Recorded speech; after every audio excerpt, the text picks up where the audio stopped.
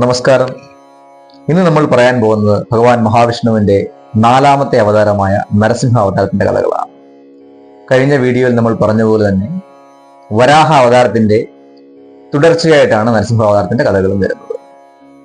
ശ്രീമദ് ഭാഗവതം, നരസിംഹ പുരാണം, വിഷ്ണു പുരാണം എന്നീ ഗ്രന്ഥങ്ങളിലാണ് നരസിംഹ അവതാരത്തിനെ പറ്റി കൂടുതലായി പരാമർശിച്ചിട്ടുള്ളത്.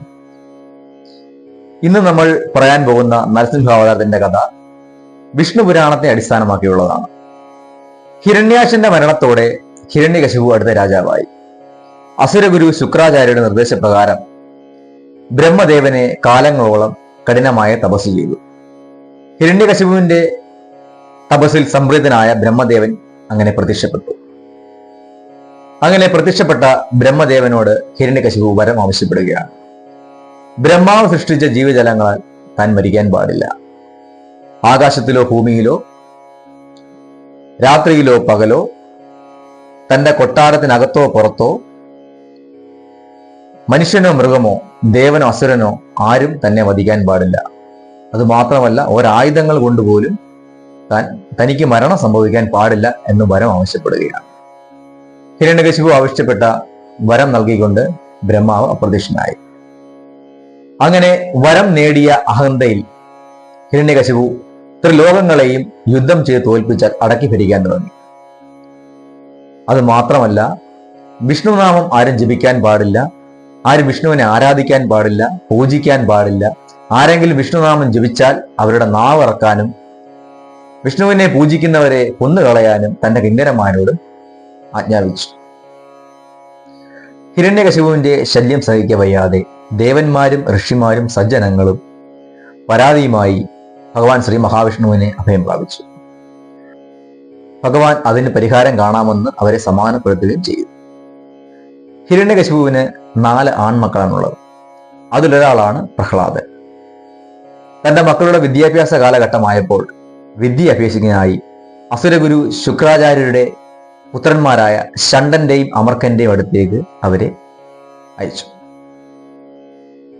കുറെ നാളത്തെ വിദ്യാഭ്യാസത്തിന് ശേഷം തിരികെ കൊട്ടാരത്തിലെത്തിയ പ്രഹ്ലാദനോട് തന്റെ മകന്റെ പഠനത്തിനുള്ള സാമർഥ്യം അറിയാൻ വേണ്ടി ഹിരണ്യകശിപു ചോദിച്ചു, ഇത്രയും നാൾ നീ പഠിച്ചതിൽ ഏറ്റവും ശ്രേഷ്ഠമായ കാര്യങ്ങൾ എന്താണ്? അതിന് മറുപടിയായി പ്രഹ്ലാദൻ ഇങ്ങനെ പറഞ്ഞു, സർവ്വലോകത്തിന്റെയും നാഥനായ ശ്രീ മഹാവിഷ്ണുവിനെ ആരാധിക്കുന്നതും പൂജിക്കുന്നതും അദ്ദേഹത്തിന് പാദസേവ ചെയ്യുന്നതുമാണ് നന്മയുണ്ടാക്കുന്നതെന്നാണ് ഞാൻ പഠിച്ചതിൽ ഏറ്റവും ശ്രേഷ്ഠമായ കാര്യം. ഇത് കേട്ട് ക്രുദ്ധനായ ഹിരണ്യകശിപു തന്റെ മകനെ ശാസിക്കുകയും അവന്റെ വിഷ്ണുഭക്തി മാറ്റിയെടുക്കാനായി ശുക്രപുത്രന്മാരോട് ആജ്ഞാപിക്കുകയും ചെയ്തു. അങ്ങനെ ഹിരണ്യകശിപുവിന്റെ ആവശ്യപ്രകാരം വീണ്ടും ആശ്രമത്തിലേക്ക് പ്രഹ്ലാദൻ പോയി. തിരിച്ച് ആശ്രമത്തിലെത്തിയ പ്രഹ്ലാദനോട് ഗുരുക്കന്മാരും സഹപാഠികളും എങ്ങനെയാണ് വിഷ്ണുകഥകൾ പഠിച്ചതെന്നും വിഷ്ണുഭക്തനായി തീർന്നതെന്നും ചോദിച്ചു.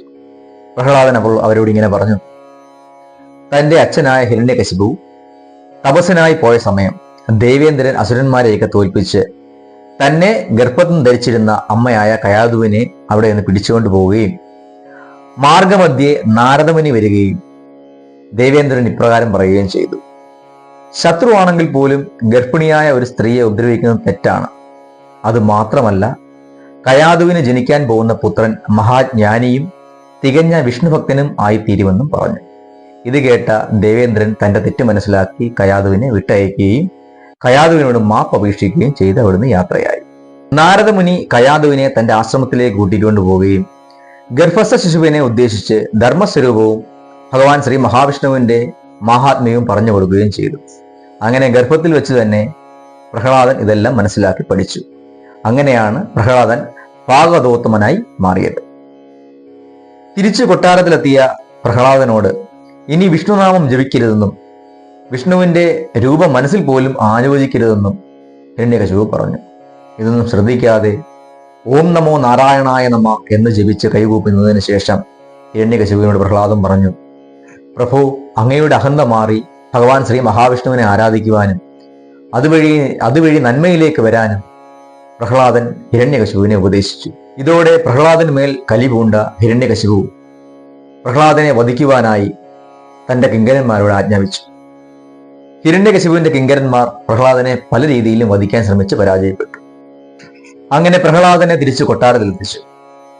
രോഷാകുലനായ ഹിരണ്യകശിപു പ്രഹ്ലാദനെ വധിക്കാനായി വാളോങ്ങിക്കൊണ്ട് ചോദിച്ചു, എവിടെയാണ് നിന്റെ നാരായണൻ? ധൈര്യമുണ്ടെങ്കിൽ എന്നോട് പോരിനേരട്ടെ. അത് കേട്ട് പ്രഹ്ലാദൻ ഹിരണ്യകശിപുവിനോട് പറഞ്ഞു, തൂണിലും തുരുമ്പിലും സർവചരാചരങ്ങളിലും എന്റെ നാരായണനുണ്ട്, അദ്ദേഹം എന്നെ രക്ഷിച്ചുകൊള്ളൂ. ഇത് കേട്ട ഹിരണ്യകശിപു തന്റെ ഗദ കൊണ്ട് അടുത്തുണ്ടായിരുന്ന തൂണിൽ ശക്തിയായി അടിച്ചു. ഒടുന്നനെ ഒരു ഭയങ്കര ഇടിനാദ ശബ്ദത്തോടുകൂടി തൂൺ രണ്ടായി പിളർന്നു. അതിൽ നിന്ന് നരസിംഹരൂപം പുറത്തേക്ക് വന്നു. ഉഗ്രം വീരം മഹാവിഷ്ണു, ജ്വലന്തം സർവതോമുഖം, നൃസിംഹം ഭീഷണം ഭദ്രം, മൃത്യും മൃത്യു നമാമിഹം. തല സിംഹത്തിന്റെയും ഉടൽ മനുഷ്യന്റെയും, കയ്യിൽ കൂർത്ത നഖങ്ങളും കണ്ണിൽ ജ്വലിക്കുന്ന അഗ്നിയും രക്തം തുളുമ്പുന്ന നാവുമായി ഭഗവാന്റെ നരസിംഹാവതാരം. ഭഗവാൻ ശ്രീ മഹാവിഷ്ണുവിന്റെ ഏറ്റവും രൗദ്രഭാവമായിട്ടുള്ള അവതാരമാണ് നരസിംഹരൂപം. അതൊരു സന്ധ്യ സമയമായിരുന്നു. ബ്രഹ്മദേവന്റെ വരങ്ങളുടെ നിബന്ധനകളെല്ലാം പാലിച്ചുകൊണ്ട് തന്നെയാണ് ഹിരണ്യകശിപുവിന്റെ നിഗ്രഹം നടന്നത്.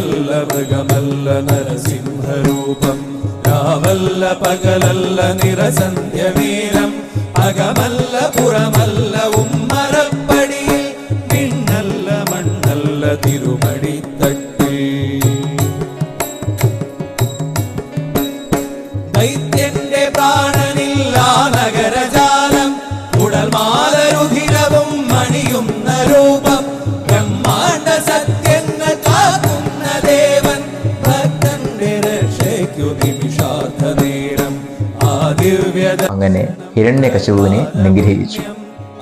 ഇത് കണ്ട് ദേവന്മാരും സജ്ജനങ്ങളുമെല്ലാം പുഷ്പവൃഷ്ടി നടത്തി. ഹിരണ്യകശിപുവിനെ വധിച്ചിട്ടും തന്റെ ക്രോധം മാറാത്ത നരസിംഹമൂർത്തിയെ പ്രഹ്ലാദൻ സ്തുതിച്ചു. പ്രഹ്ലാദന്റെ സ്തുതികൾ കേട്ട് കോപമടങ്ങിയ നരസിംഹമൂർത്തി പ്രഹ്ലാദനെ അനുഗ്രഹിച്ച ശേഷം അവിടുന്ന് അപ്രത്യക്ഷനായി.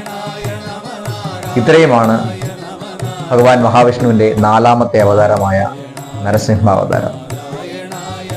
അടുത്തൊരു വീഡിയോയുമായി കാണുന്നതുവരെ എല്ലാവർക്കും നന്ദി.